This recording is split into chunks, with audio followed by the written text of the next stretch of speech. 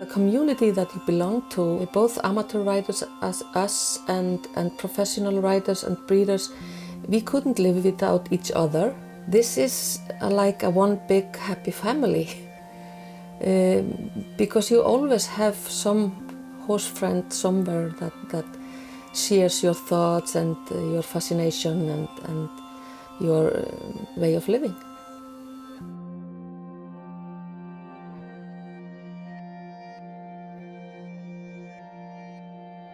The environment is in our DNA, you know, the nature is in our DNA and we have to adapt to that. It is about how interwoven the horse is into our culture and into our daily life. Also in our cinematic arts and all kinds of arts as well. The horse has been with the nation since the settlement in 1000 and I cannot imagine how this tiny island would have looked like without the horse.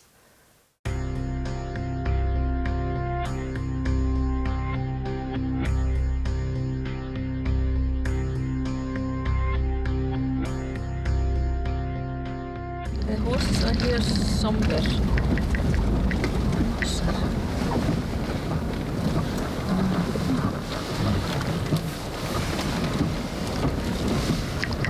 Yep. There they are. Oh, the horses are just putting their back towards the wind.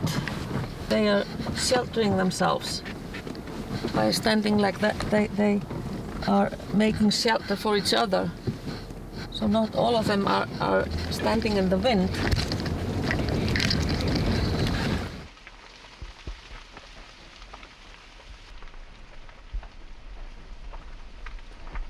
My name is Andreas Magnusson. We go on horseback riding tour every summer, and the places we go to, they differ from one summer to other. We go all over Iceland for these tours. The horses, they come from different places in the country, and we just bring them with our trailers to a neighboring farm, which is close to this area, which we rode about 30 kilometers yesterday. Usually we take 30 to 40 kilometers a day. That's the perfect route for the day. And we are planning now to take the route into the highland and the tour next Friday in close to the area of Gullfoss and Geysir. This group has been traveling together for 20-25 years. This was one of my horses which lost the shoe on the tour yesterday. In every stop we always have to check if one horse lost the shoe, because it's always gravel roads we are riding, and they immediately hurt their hooves if they do not have horseshoes on.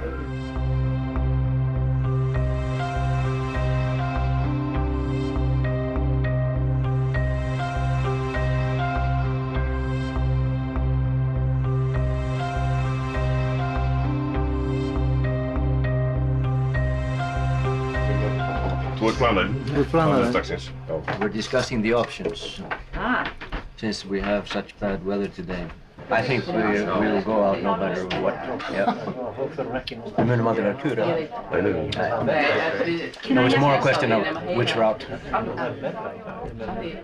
have tvær leiðir. Otherwise we'll get a case of cabin fever, I think. Magga, the girl here, she was my scout leader. Yes.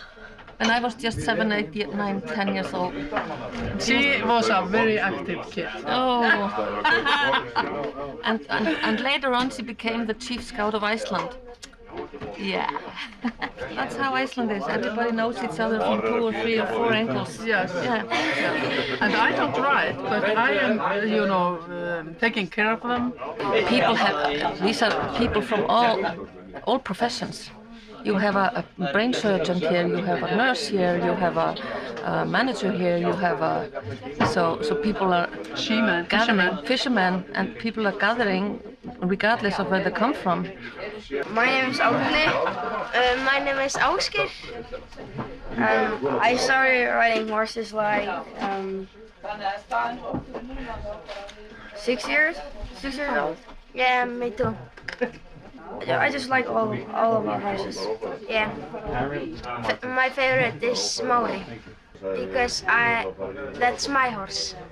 Okay. And I ride him very often. My name is Runar, and his name is Egil. The good thing with the horse is that everybody has the possibility to find their own passion within the horses. You know, someone likes to travel on horses, some like to compete on horses, some like to just breed horses. So there are all kinds of different aspects. We always plan a lot, and then something happens. Like the horses escape out of fences, and we have to chase them around. It's always something. Always an adventure. They are discussing now if they are to allow the kids to ride with them today due to the weather conditions. They have been making phone calls to check out, and they have been recommended not to let the kids go, not to go with the cars because the rivers are so heavy. They are fully flooded and the wind will be strong, so they will maybe ban the kids from today, just for the security. This is something that you can never plan for. The nature is speaking, and you have to show respect to nature. This is an extra meal. Yeah, because we stayed here longer than we planned. So there's a pasta with pasta sauce.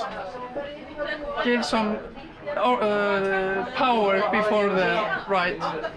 Now, due to the weather, we have to change our plans. To our information, this is the worst weather this summer in the area. The 2 rivers we have to pass are totally impassable, so we have to wait until 4 o'clock. Then the weather would probably be better, and take the short route to our destination this evening, which is approximately 17 kilometers. It's a little bit uphill, so it's tricky and can be slippery as well. So it can be tricky for the horses, especially for the horses, to go in a weather like that. So we'll wait for 3 or 4 hours and leave from here. The main thing about these Highland rides is that you are using all your senses. You are experiencing the nature, the horses, other people, through all your senses. You are not only watching, but you are also smelling, and you are feeling, and you have wind in your hair, and that is what is so special about it. You are in it and you can't get out of it because you are on a path with some people, with a group of horses in this nature that can be unpredictable. At 10 o'clock you ride away and the sun shines, and like in 5 minutes the weather can change, and you have to adapt to that. All things can happen also with the horses. Sometimes horses are not willing to run with the herd and are sneaking out of the line, so to speak, and you have to deal with that. You also have to deal with that some horses get really, really excited when they are riding in a big group like that, and it can be challenging to have them under control.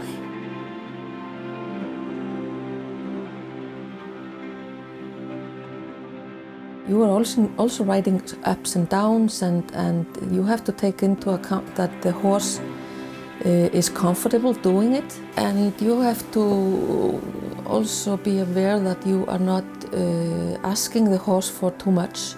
You have to take care of that you do not put an overload on them. Then you have to shoe the horses yourself if they lose their shoes. And it has to be planned long before, because you have to book the cottages, you have to take care of that there are hay that you can feed the horses with if you are in the highlands where there is no vegetation. You also have to figure out where to give the horses water to drink.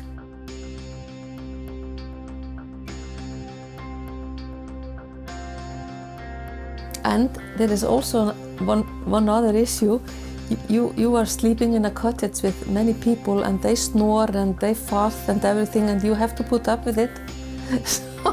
And even to eat foods that you don't like, because you are cooking food for everyone, and So you have to do a lot of things that you would normally be uncomfortable with, but it kind of wipes out the borders between people also. And in a group like this, you are not a manager or a carpenter or a nurse or whatever. Everybody is just riders together when they are in the mountains.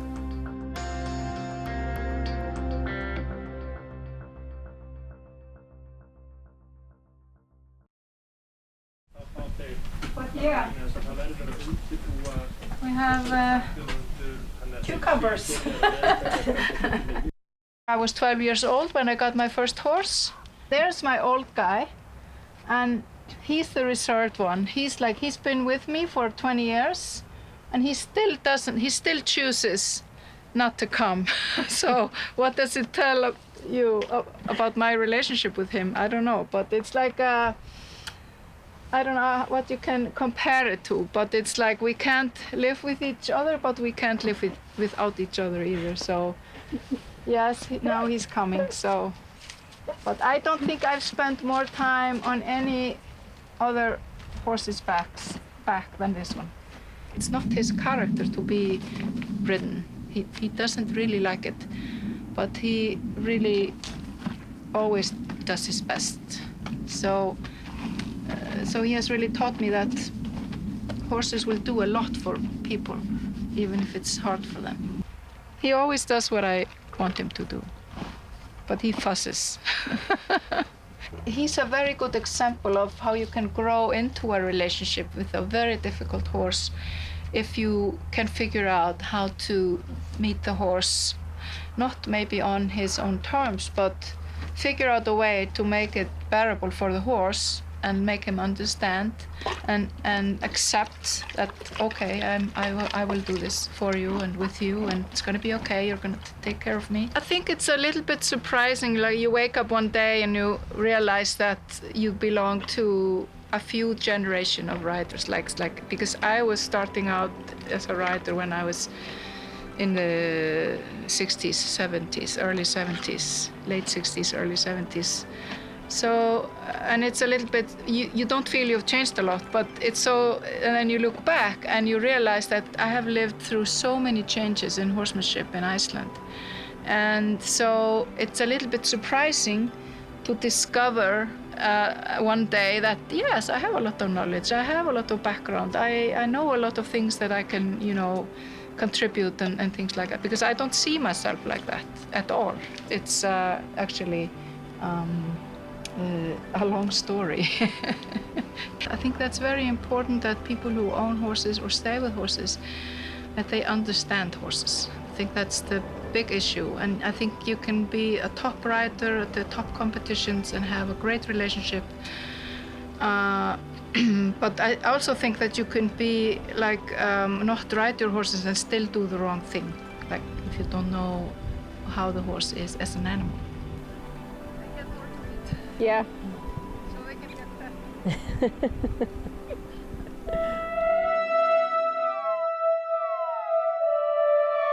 I'm a riding teacher and a horse trainer in Vesturgott, and the horse that we were looking at is Bunny from Vesturgotti. He was the first foal born here. I had him in training since he was 6 years old. He's 12 now, and he's an amazing character. Not afraid of anything and really sure of himself. If the horses are not asked to do something that is too difficult for them, and also that if they are taking good care of them, then they can. It can get only better and better, the relationship between both man and the horse. He's much more talented than any other horse that I've had, so that makes him special, and also his temperament. This is his job in the summertime. He puts his head down like this, he's telling them to go. This is a lot of work for them. But it's much more fun, I think, for them to be on the field with the mares and be inside, only be bred by hand or with doctor's help. Here they can just be free and do it like nature taught them to. Well, hopefully someday I will go and compete for the national team on a world championship, but I have not done it yet. But I will not take him there. He will just stay in Iceland. Most of the best of the best don't go to the world championship from Iceland.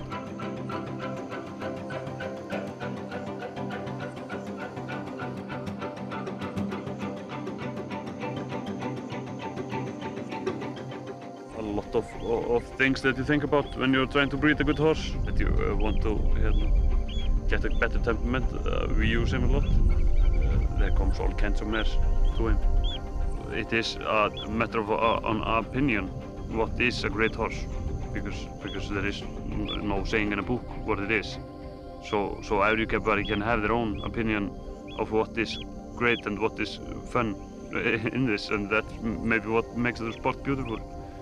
Because the Icelandic horses they're really different from each other. There's no two of them very alike. I ride horses for a living every day, and still after these 6 years that I've had him in training, what I value the most about him is that he still can surprise me with how amazing he is.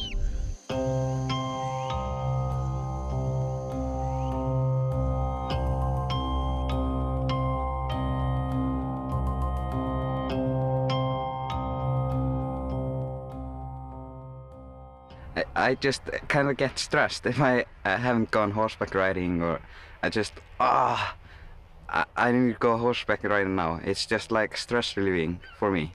And and when I'm finished horseback riding, I'm like, I love this so much. When I just won the Landsmót, he knew he won. Then in the final lap I did, he was like showing off, and he's amazing. But at everything that he does. And this is just our passion, and I think that I can't really imagine life without the horses. It just makes all the difference, I guess. We have 2 stallions, and we don't advertise them at all. It's just we use them for our breeding, and if other people wants to use them, they can do that, but it doesn't really matter for us, because we are not in this for the money, if you like, but it's more just for the passion. And I didn't know nearly as much as I did before I met Biskup, and he's taught me very much.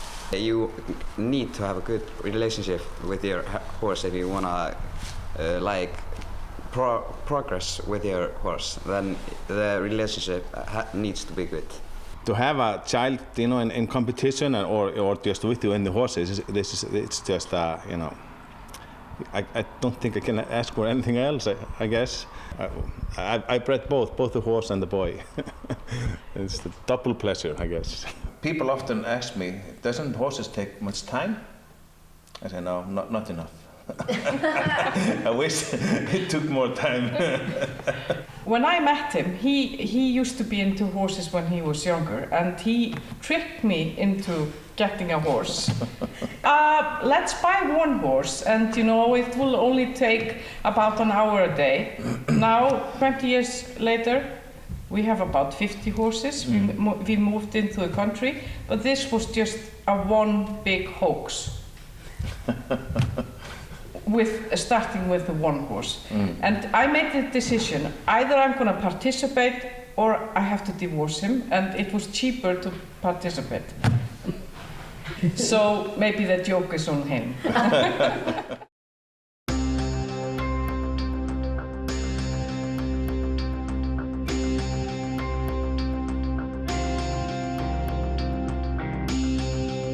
This is an experience that is always very special with each and every group you go with.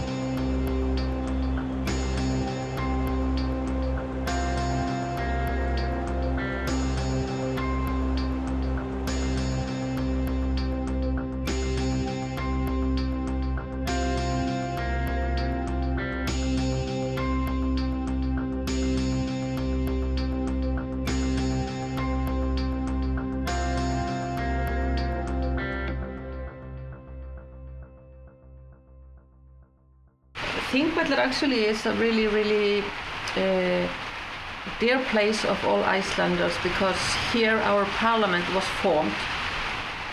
And at Þingvellir in the old days, when we were pagans, the main farmers, they met here to decide how they were going to organize the society and set rules and regulations and laws. And they had one person that spoke the law, and then he stood on the top of the canyon and shouted out the law. And by shouting out the law, it became effective. And the reason why they did it here on the tectonic plate of Eurasia and Europa and the North American plate is because the audio is so good that everybody could hear. And also because of the location here, it is easily accessible from all parts of the country by horse, because people did not have cars at that time, 1000 something. Then they rode here and they put their horses into the canyon, and they differentiated the canyon and made a space for each and every part of the country, and there they kept their tents and their stocks, livestock. They also traded. And at the pagan time they also used to have stallion fights. They brought their best stallions and then they let them fight.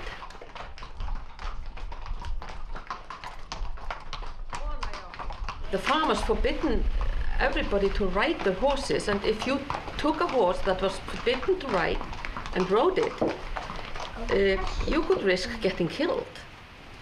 And there are Icelandic old sagas that say that Hrafnkell Freyskoði, who was one of the kings, he had a horse, and he was ridden by someone he didn't want to lend the horse to, and he simply killed the horse, and the society said, okay, that's good.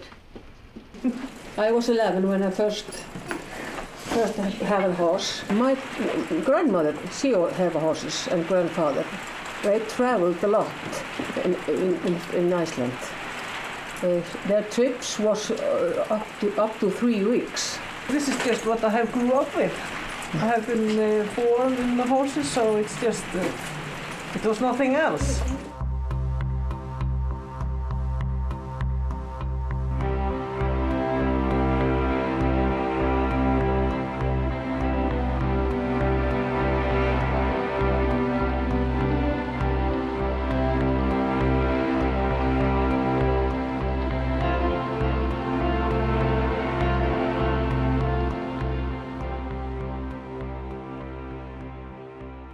I have seen a lot of change in Icelandic horsemanship.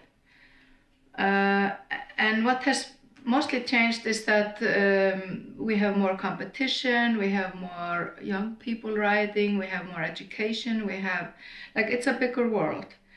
But I still think, I have traveled quite a bit, especially in the US, and I still think Icelandic people, most of them, even the younger people and people who have come into it in the later years, have more of a connection. And I think it comes from nature. I don't think everybody realizes it, but I think it's there for most of us who are into horses. But I think what we do is different.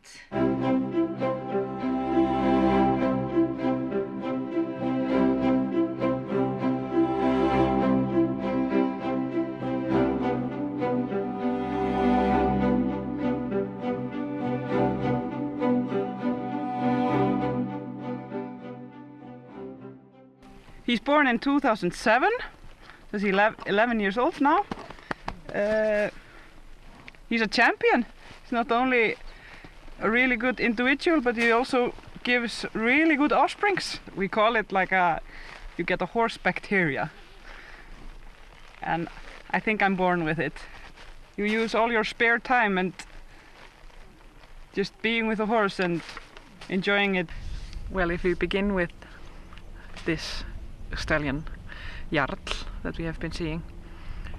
He's not only this amazing character, He has nearly 9 for gaits, which is one of the highest we can get here in Iceland.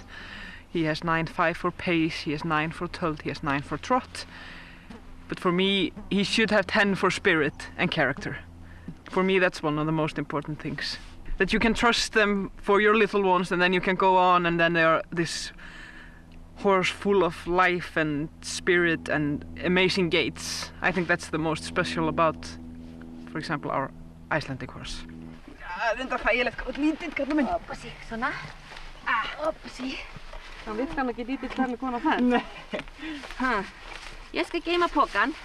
Hvert er að fara? Við ættum að borða brauð. Hún finnst greiðlega mjög gott brauð þarna.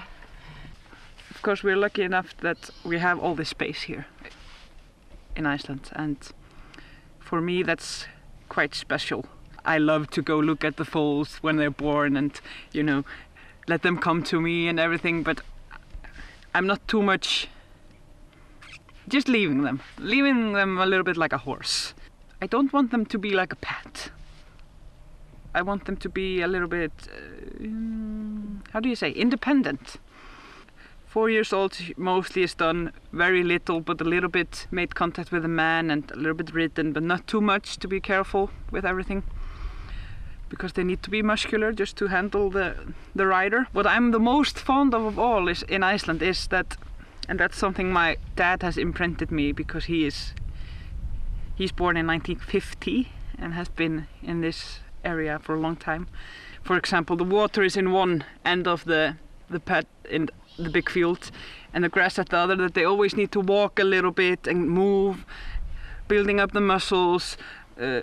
Best is if it can be also a little bit of rocks and it's difficult to walk, and that's for me that's the thing that is very special here. We always try to find a fitting place for them.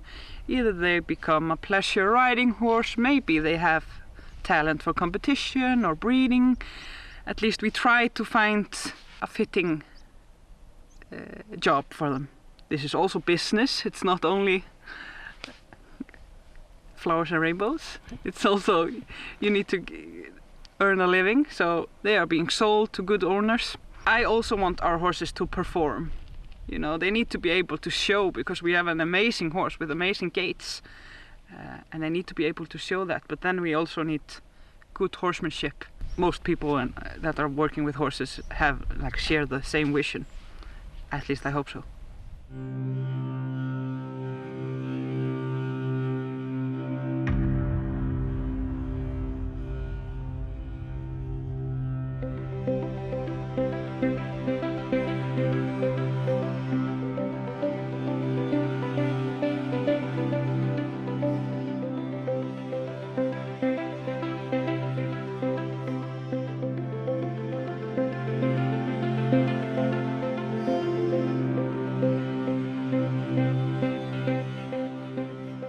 After we left you, we took a shortcut to a place called Hungerfit, which is a place a little bit, I would say, north of Mosar, where you met us. It was only 17 kilometers ride, but yesterday we were much luckier with the weather, and then we took a semi-circle round of the mountain Hekla. And we ended up in an electronic power station. We ended close to that area, and the horses stayed there during the night, and we are staying in a community house further down in the valley. It's been really nice. Of course, the weather plays a big factor today, and we've been riding now for altogether 4 hours, 22 kilometers. We still have about 10 to go. So it's going to be a good day today. 2 of the big American cars that we are using for the trailers, they got stuck in the snow. The horses are doing much better than the American Jeeps.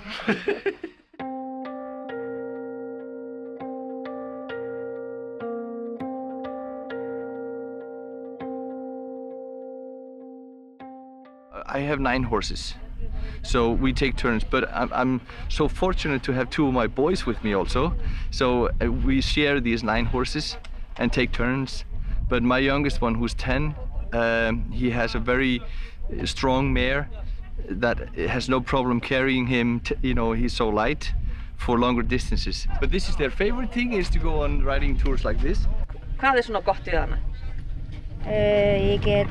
Ég treysti henni alveg og hún treysti mér og við getum næstum bara allt.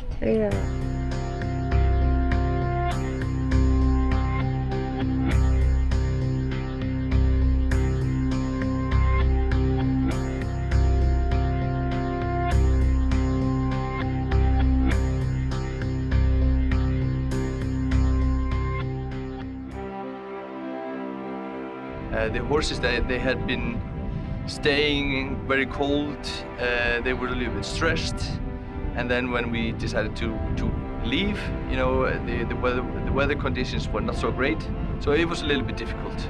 And then you get the horses running very fast behind you. Soon after we left, a few kilometers, they start to, form a line, and everything, goes more smoothly.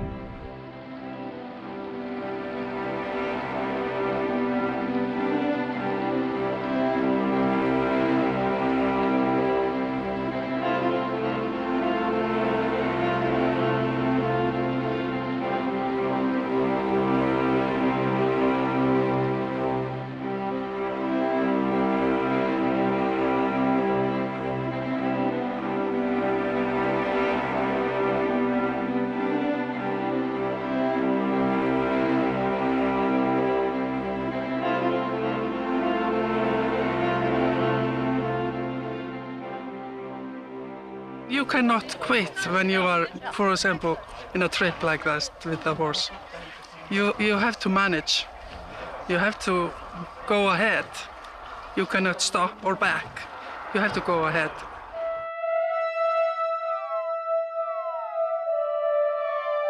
My parents did not have horses, and no one in my family. They did always give up on me. I had a dog and I had the horses, and just, what is this? Then I did go to Spain, then for the first time in Andalusia. There I did meet so many really artists. Really nice experience to get to know these people and stay with them and work with them and figure out how they connect to the horses. And we can use a lot of it for the Icelandic horses, so much. Like we are used in Iceland to say how you put horse in pace, how you ask for the talt, let the horse do this and this. But in Andalusia, this is a riding art. When I did go first time to lesson there, they did not say anything about the horse. You have to have a calm mind, you have to have control of your mind, your body awareness, everything. You have to have special tension, but you also have to be relaxed. You cannot use your big muscles and strong.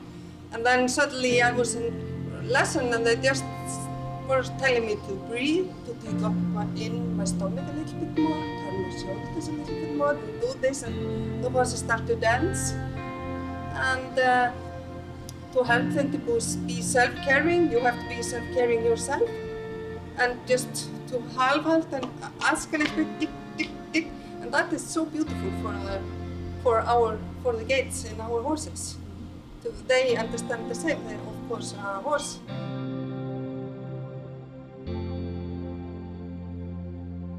She was riding with me all the time since she was just, I don't know, 1 year old. But when she was 9, yeah, she did fell off and broke her ribs. And she was so scared, so scared. She was trying to sit up on a horse, but she was physically just like paralyzed, totally white and just, so it was not chance to sit on a horse. She tried for 3 years, but it was not.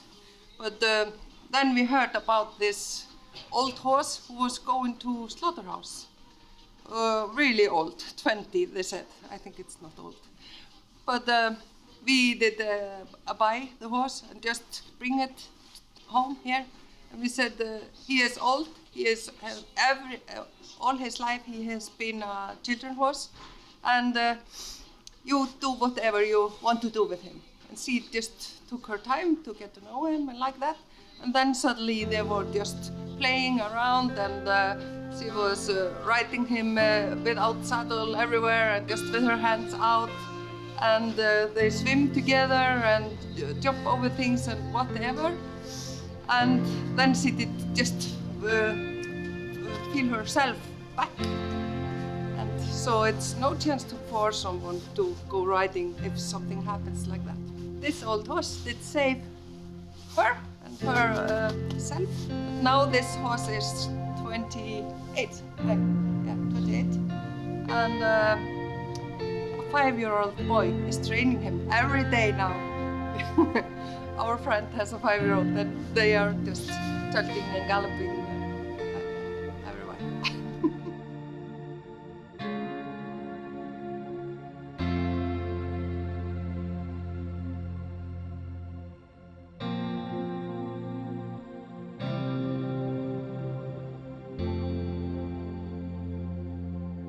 I'm of the opinion, and that's just from having horses for years and years and years, that my horses for most part have been very healthy. We haven't had a lot of accidents or sickness, but it's like very basic horsemanship. It's like the horses are outside most of the time. We don't fuss over little things. Most of the time things just kind of, I'm not going to say go away by themselves, but you see something and you look at it and it's not serious, and then you just wait and see a little bit, and it's like with ourselves. Sometimes when there is something wrong with a horse, or I feel he's a little bit off, I just think, well, I'm sometimes a little bit off. I'm sometimes a little bit tired, and I don't go to the doctor like immediately. Mm-hmm. So I think we have a very practical approach to horsemanship.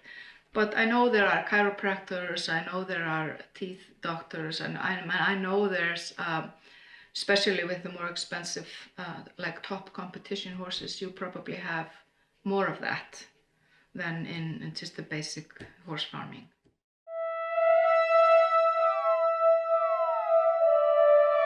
I think I started shoeing when I was 13, and I'm 25 now. I helped my dad doing it, and then I just took over from him. And then I got interested about it, and then I just started doing it. And so it was, I thought it was really fun. And then I kind of accidentally became a farrier. Not really many that are doing it full time. And we have more horses to shoe than farriers to shoe horses. Me and my family have like, I think we have 12 horses. It's like eating candy. You eat, and then you get sick, but still you want more. I shoe around like 5 to 6 horses per day, and that's the maximum, 6 horses.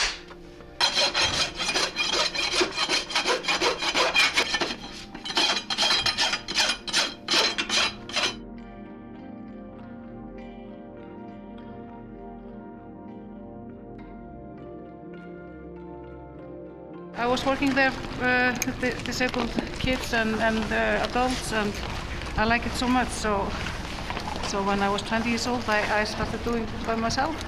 It gives so much to the kids to be around the animals like this. It just opens up kind of like a new view for them. They have more control over themselves. They can, of course it depends on where they are in their life, but it kind of, for those who are in wheelchair, it mimics the movement of walking. Yes. For others it's more of a freedom thing and kind of just helps them grow and just find something that they like to do. It's not a lot of things that they can do, but this is one of them. Most about her is love for horse riding. Is really happy. Yeah, it makes you really happy to ride her. Yeah. And is she kind? Yeah, kind. I love it. they are so happy to be on the horse and around the horse. Just to pat them and be around them. I think that's the main reason. I love it. For the kids with the disabilities, it's you can see the connection to the horse is way different than like normal kids. You can see how the kids react to the horse. If they are excited, the horse gets excited. So when they are on the horse, they are much calmer than normally. We are actually doing it just for fun, but it's also for they get a much strength in the body and a balance, much better balance. Maybe after one winter, 1 year, riding once a week, they get very strong in the body. So it's amazing. Yeah.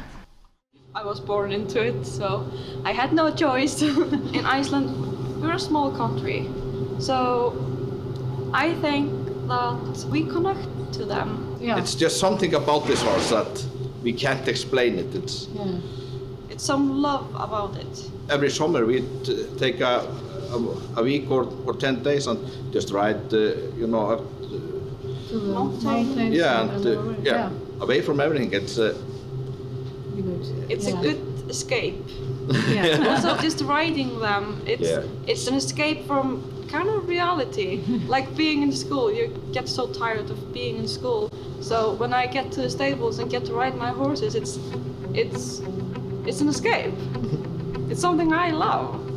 Go to a trip with the horses, you can feel the horses so well when you're riding joy. them. Yeah. They are happy too, like in these trips. They enjoy it, Yeah, they love it. They're never as good as in like riding in the mountains, just being free. All the horses are getting bigger because it's look good on the track and.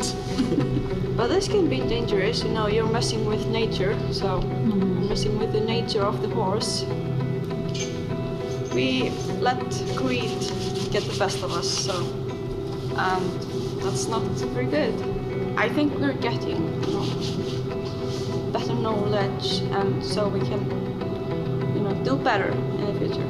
In Iceland, we have harsh winters, and the weather can be really bad. So, at least for me, and I think for us, this is something to live for. And the friendship, like, I love my horses. Like more You can talk to them and tell them everything, all your secrets, and just listen and. Yeah. It doesn't matter how in bad mood, how bad mood you are in. When you come to the stable, you always go smiling away. Yeah. So if you're having a bad day, you just go for a ride. Yeah. Fix your life problems. Yes. At least for a moment.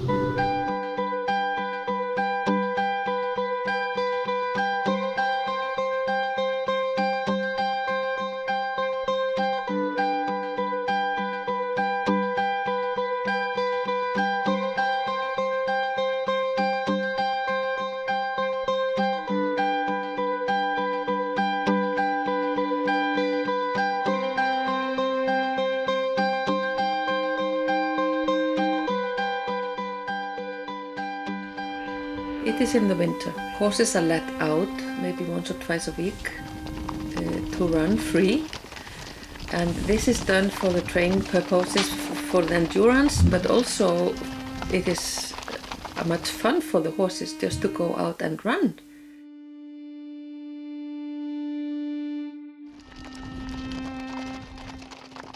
They run when they get afraid, but they are not afraid now running here with the others. They just enjoy it. It's like going into the gym for them.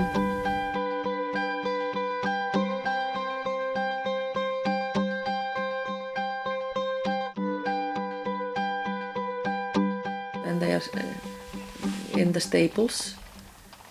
They have long days, and it's really, really nice for them to come out once or twice a week to just run.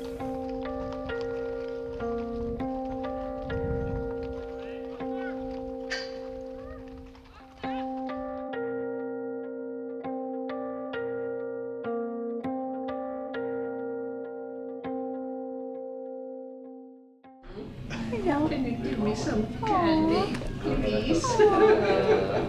Please. I was living in Westman Islands, and at that time there was only one horse on the island, and he was 32 or something, and was not used for riding. He was just standing there part of the old time. He was used to take him home hay and fix the ground and such things. And my father had been at the countryside as a child, and he was very fond of horses, and he decided to take horses with a boat to Westman Islands. And there we started with my father and grandfather to ride a little bit and fell off and work with the horses, and that's how it started. And then after that it was no looking back. We just kept on, and we moved to Reykjavik, and we were always keeping horses. And then when I met Gunnar, who also was interested in horses, although his family had no reaction and connection to horses, but in older time it was very popular that children, they got a job at summertime by farms, and there he came in touch with horses. And after that we started to train and ride and teaching, and somehow this increased, and we started breeding and tried to use our knowledge of the training horses. Þú svo svangur núna, ertu ekki búin að fá neitt að borða? Ég held að sé svolítið svangur.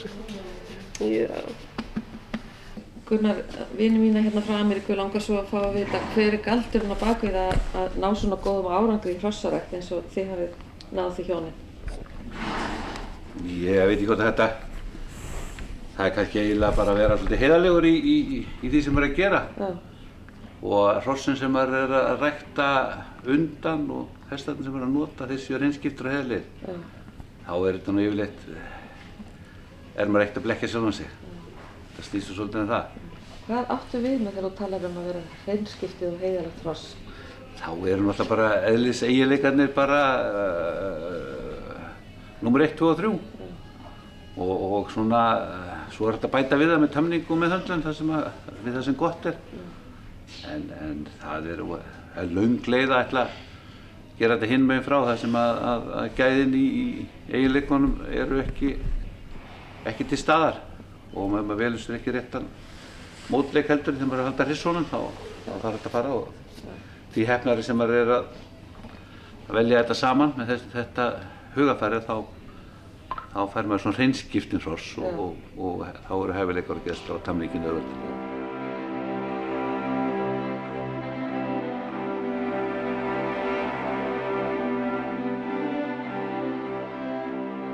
I just love creating something. I think being with them, help develop them and train them to be a good horse, a good athlete, a good pace horse or a good riding horse is really, I think it's really fun. Just the freedom of riding in Iceland is just really, really special.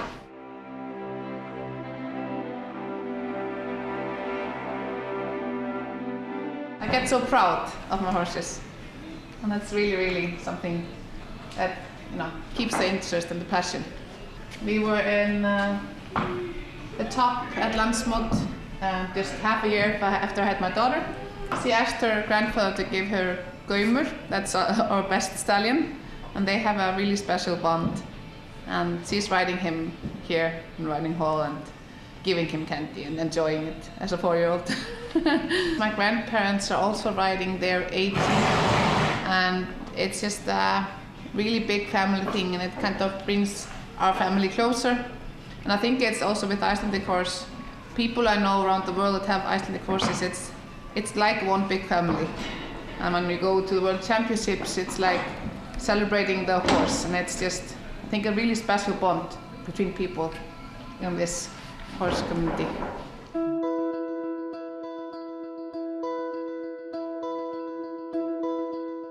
When I was young, my parents were farmers in Eastern Iceland. And at that time, most of the work was done with horses. And when I was about 5 years old, I started riding horses. After I got a little older, I got my first horse when I was 9-year-old. My father had a car already in 1923. But the roads were not so good for cars at that time. In the older days, you couldn't hardly live in Iceland without the horses because that was the only way you could travel. And you have to take all the materials or everything you have to move. You did it on horses.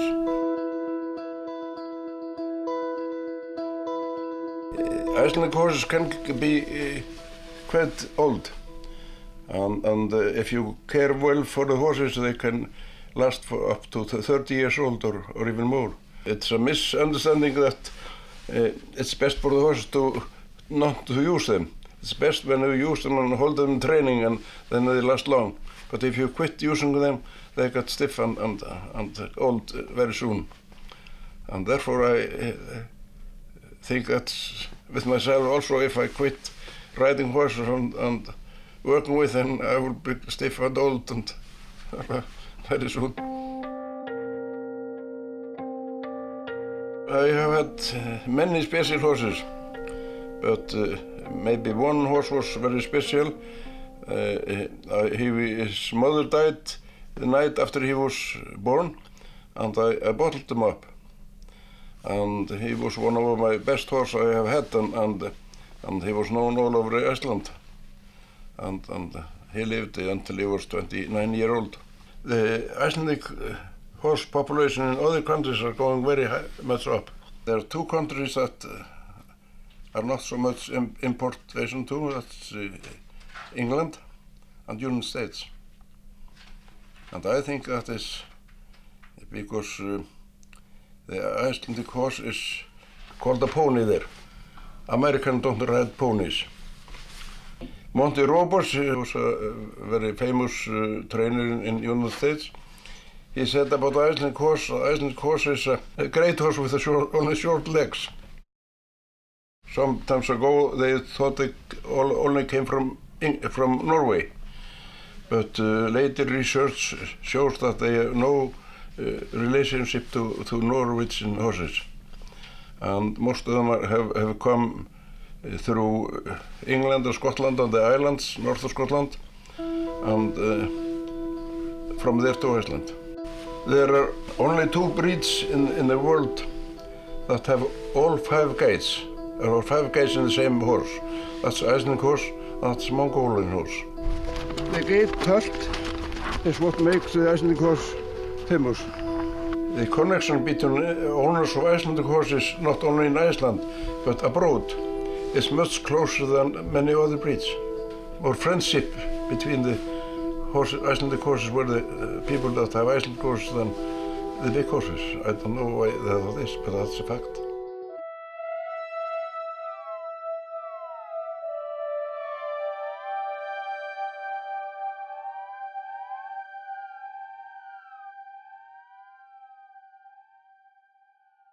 What interested me was the anatomy. So I started to paint them a whole figure like it's been done in ages. But I did notice the eye, like when you're dealing with people, we don't get contact until we get an eye contact, I think.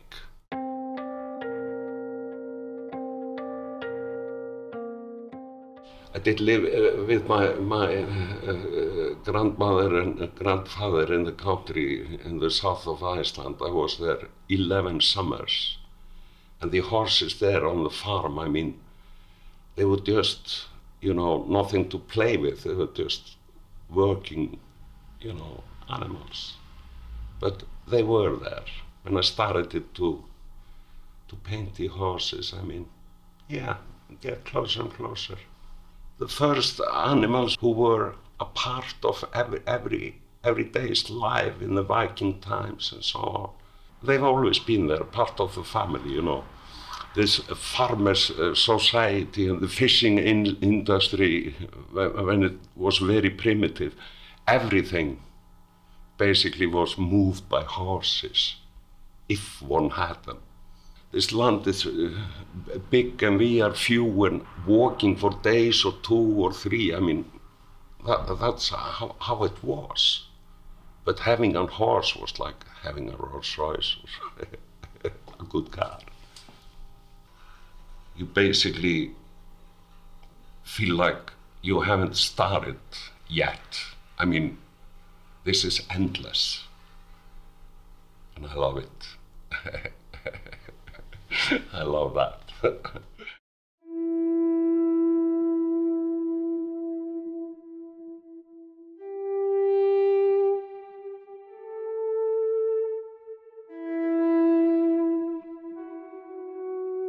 Horses are so much more than just horses for me, because I have experienced losing my kid to cancer, and at that time when we were grieving, and the horses came even stronger into our lives because we had to go to the stables and care for them, to calm them, to feed them, and for me it was part of the healing process to be around the horses, taking care of them.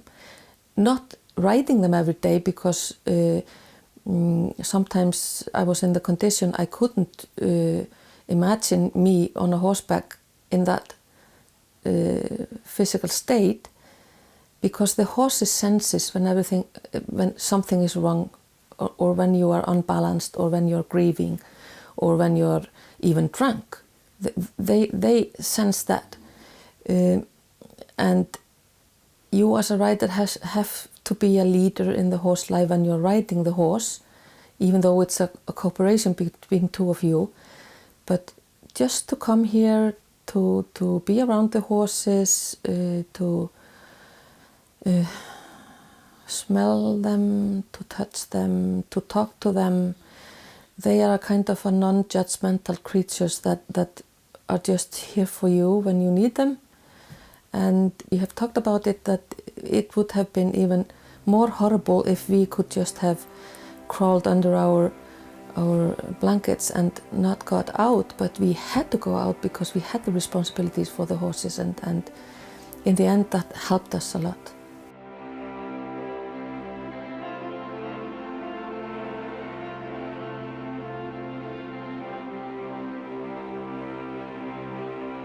I think horses can make us more human, because we really, when we are training horses or working with horses or whatever we're doing with horses, we really meet ourselves and who we are. We are always the responsible party when we are working with horses.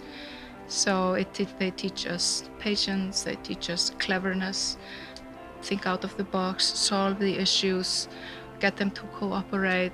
It's a totally different sport from anything else, because you're working with a living creature, and you really have to make sure that the welfare of the horse is always first, and your safety, of course. It's very testing for a person, physically and mentally, to be with horses, but in a good way. Our riding history is really young compared to other countries, and I think because we Icelandic people, we are so flexible people. We are not strict. If we have decided something, then the weather is bad or volcano is there, so we have to change plan all the times. Or it's raining like that way, so we cannot go out. So we are really flexible. Yeah, that's okay. We can do it later or find the way like that. And I think we are also like that in the horses. We are so open-minded. So yeah, what can we bring from this culture and this? And we have this beautiful, amazing horse who are so calm, and you can go out riding and fast halt and pace and everything. And then we can learn this fine aids from other people. So yeah, I think we are quite lucky to be in Iceland. I cannot imagine my life without horses, that's for sure. And I actually look forward to retire from my profession, to be able to ride more and be more around my horses. I can see me and my husband being all together riding horses. And there is a picture that comes into my mind that I aim for. 5 years ago we were riding in the Highlands, and we met an old lady, a 90 years old lady. her son and the daughter of the son, that old lady was riding 3 horses, all grey.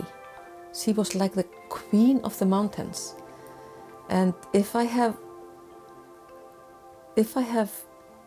possibilities of being like that old lady, my life would have been lived for full.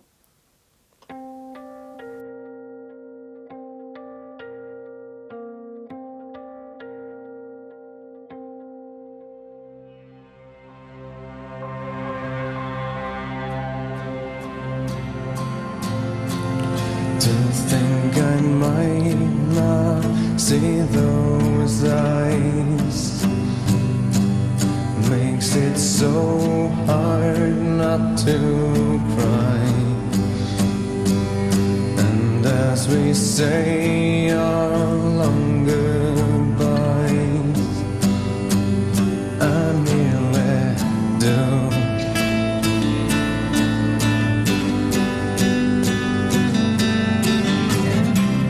Light up, as if you have a choice. Even if you cannot hear my voice, I'll be right beside you, dear.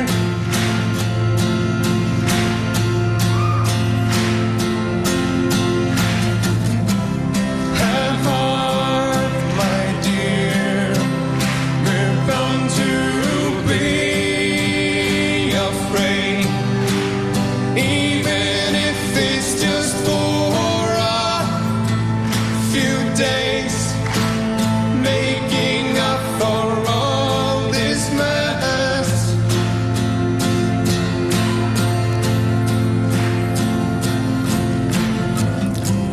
Light up, as if you have a choice. Even if you cannot hear my voice, I'll be right beside you, dear.